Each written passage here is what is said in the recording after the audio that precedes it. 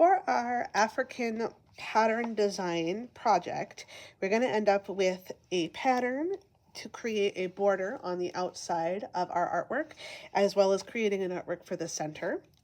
And when we're thinking about our patterns, just like we noticed in the patterns we were seeing in the fabric pieces, as well as in the creation of the shop, for the kente cloths, there is a limited number of colors usually within every pattern.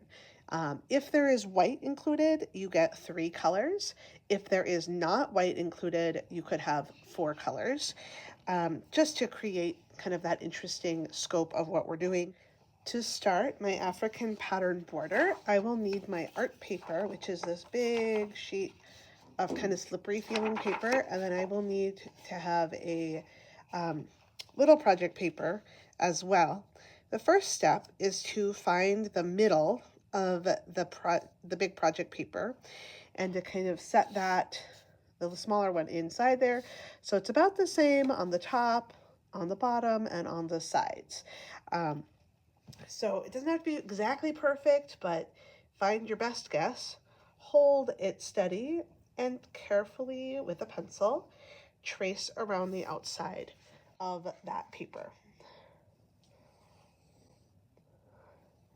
Doesn't have to be perfect, but you're just trying to get a sense of how big that space is. So now you can sort of see that very, very light pencil mark, to see where that is.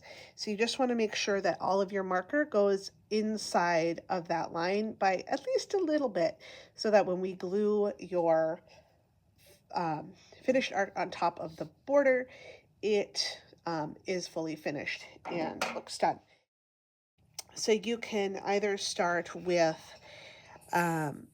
doing all of your line work with a single color and then adding additional colors in, or you can start pattern designing with whatever color you're wanting to design with.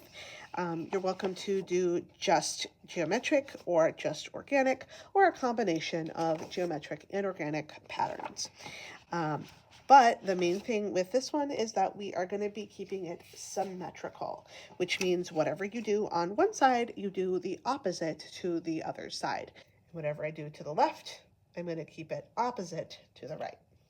Being inspired by these African patterns, I can look for either geometric or organic shapes that I think are interesting and include those in my pattern or come up with my own.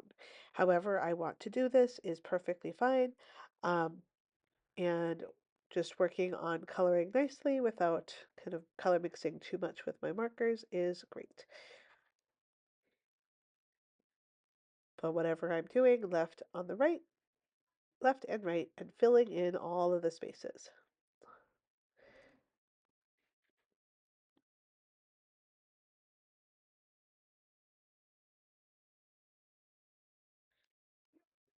So here is another close look at the fabric that I was being inspired by for the first part. And now for my other part, I'm going to combine some patterns from a second piece of fabric. So brick pattern and a couple of the other organic lines.